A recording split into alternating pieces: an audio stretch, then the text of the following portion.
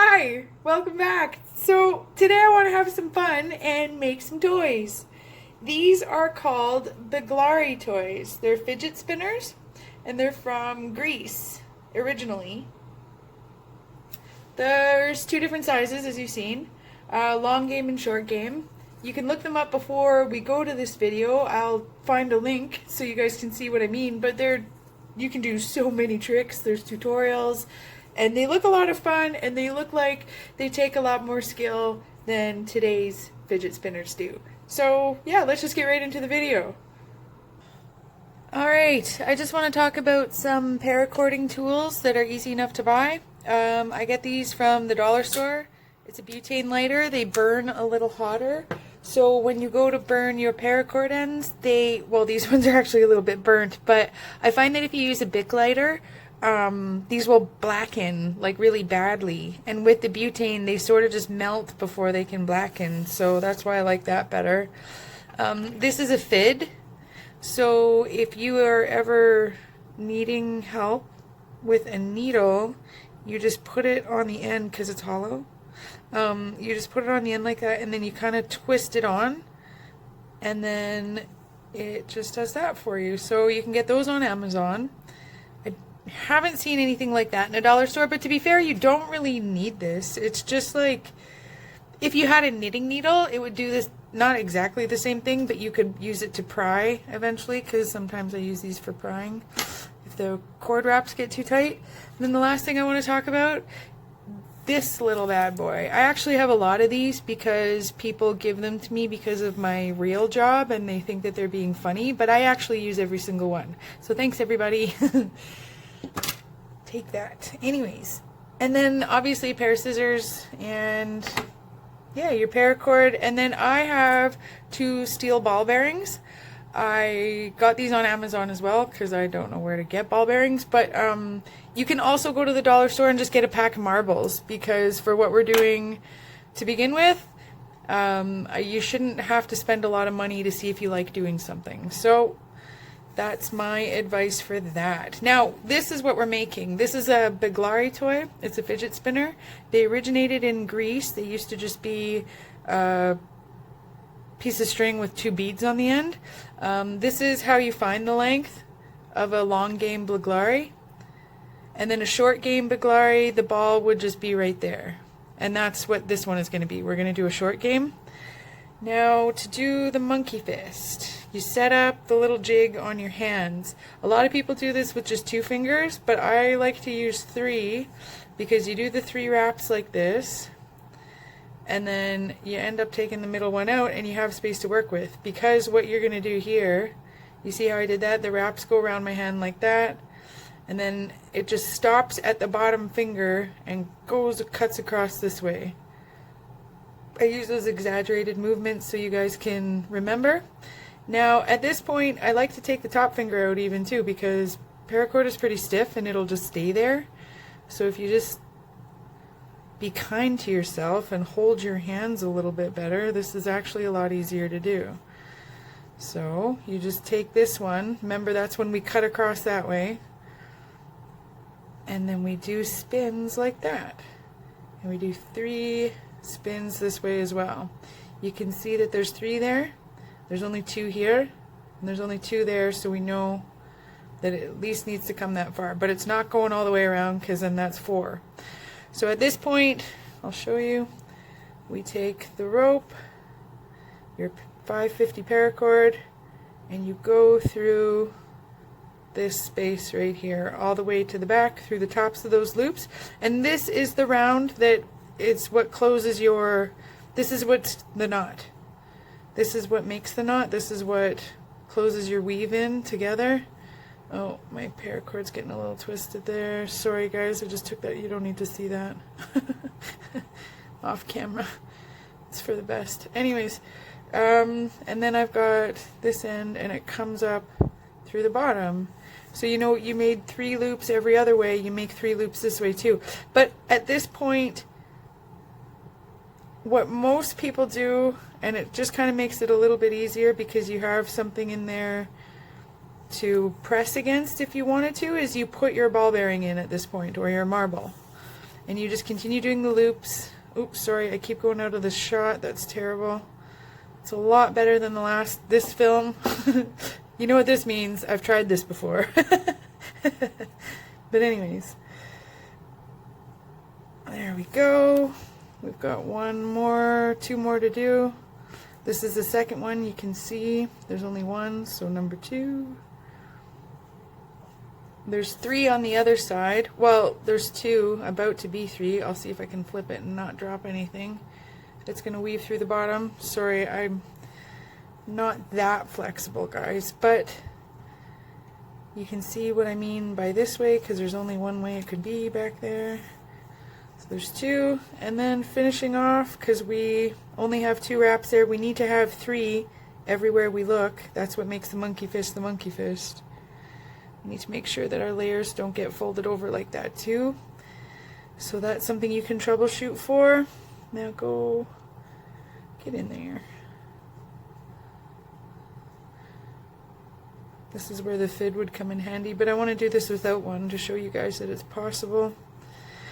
And there we have it. Okay, so at this point we need to tighten it up because it is very, very loose. And what's the point of that, right? So let's start down here, take this slack out, and all you do is you go from side to side and you tighten each one, making sure not to cross any of the loops that you just made yourself. Yeah.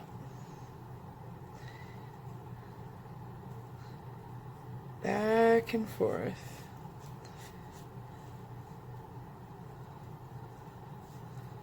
Now this takes patience and it takes a little bit of practice, because even though it's only one strand of rope, you do kind of got a lot going on, and you have to make sure that you're not crossing any of your lines. And in order to do that, you just have to get into it. You have to do it. You have to mess up a couple times and then you'll get it, because it's as simple as that. But you have to understand what you're dealing with here. You have to understand the weaves. You have to understand it going back and forth. And then I'll show you, it's actually very easy to do. You'll see once this gets a little bit tighter here. But it's like, it turns into like a volleyball, it looks like. And then everything looks exactly the same. And you have to actually do this a couple times in order for it to look nice and tight and even. Like, you have to do this weaving back and forth. And so something that's very common, here we go, is that since everything looks so similar at this point, it's very easy to try and take this slack away, because that's what we want to do next anyways. Oops, I went a little too far. It's still there though.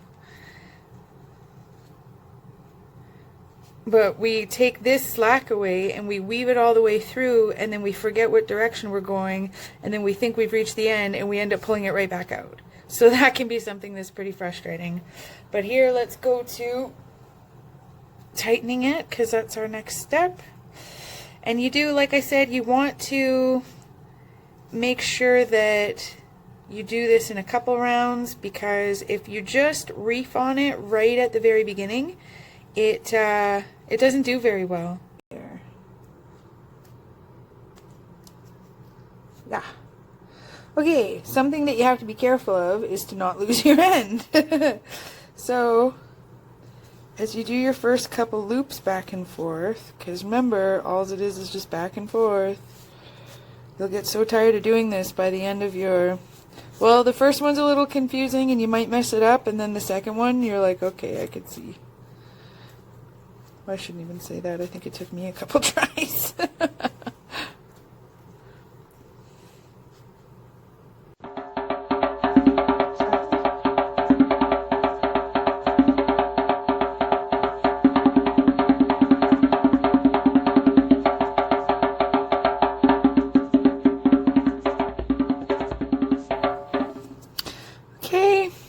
Here, and I think it can be even a little bit tighter. Yeah. So So we're going to go through one more time, and since this time it's so snug to the ball bearing or the marble, whatever you used, you can just slowly take this, pull this one, and just make sure that you don't lose it completely, but hide the end, and then that way that's one less step for you to do come the end of this project.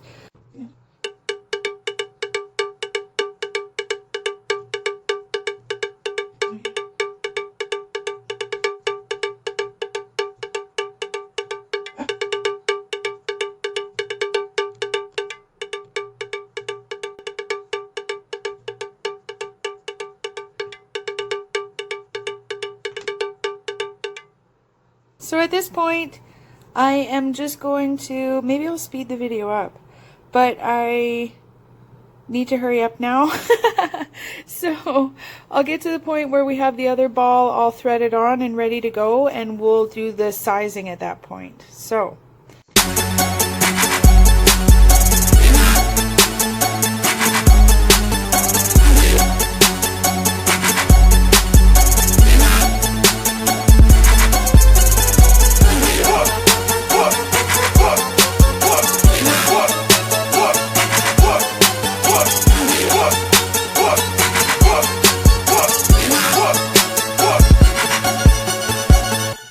This is what we want to measure for.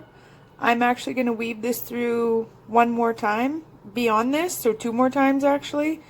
And yeah, you'll see what I mean when I get to it, because I will weave it all down and then I'll have to remeasure because I'll want to do it again. You'll see.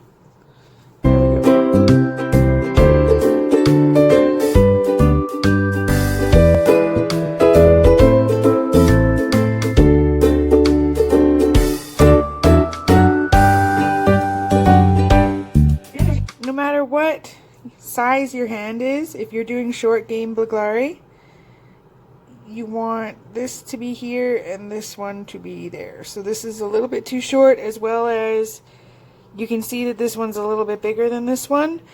You want to try and make them the same size, just because it makes the most sense. So just go back and forth. I'm going to, there's enough slack in here, I could probably just, yep, pulled it tight, and then I can just start pulling from there. See what I did? And then I can just pull the slack back through to this side.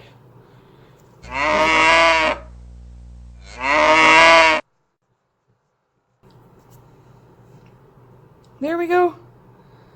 That's what we're looking for. 2 the same size. And yeah, it took 2 weaves, I should say. Now to fix the end, all we have to do, cut this as tight as possible.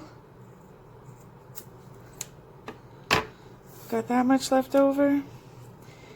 And then I just take my fid. You take whatever you have that's pointy, because we don't necessarily need to buy the fid right away, remember. Take your knitting needle, or even just any sort of pokey anything. And see, it's in there, and you just sort of like do that. Make it like it was never there. There you have it, your own little fidget spinner. Where's the other one? There it is. Oh, measurements. Oh well. I work.